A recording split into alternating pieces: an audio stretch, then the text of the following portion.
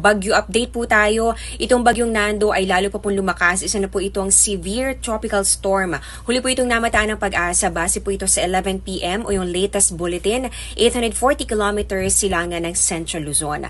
Taglay po nito lakas ng hangin nga abot 95 kilometers per hour at yung bugso po niyan nasa 115 kilometers per hour na. Yung pagkilos po nito ay pa-westward o pakanluran sa bilis na 10 kilometers per hour. Sa latest track, ito pong bagyong Nando ay magsisimula na yung unti-unting paglapit dito sa may extreme northern Luzon ngayong weekend. At ayon sa Pag-asa, posible ang mag-landfall o di kaya naman dumaan ng malapit dito sa may Batanes or Babuyan Islands sa Lunes ng hapon o gabi.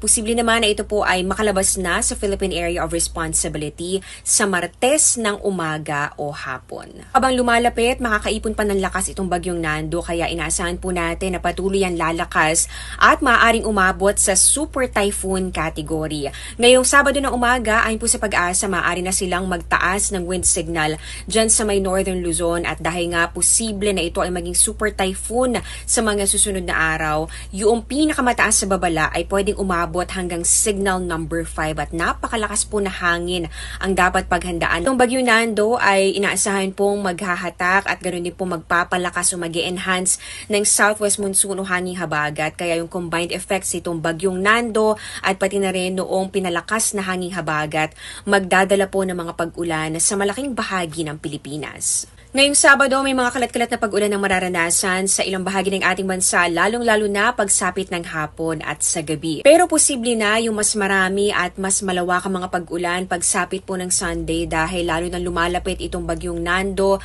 at ganun din ay mag-uumpisa na nitong enhance itong hanging habagat. Maging alerto dahil kapag nagtuloy-tuloy yung buhos ng ulan, nandyan po yung banta ng mga pagbaha o landslide. Pwede pa pong magkaroon ng mga pagbabago dito sa bagyong Nando at pati na rin dito sa magiging panahon sa mga susunod na araw. Kaya tutok lang po kayo sa updates at patuloy po mag-monitor. Ingat mga kapuso!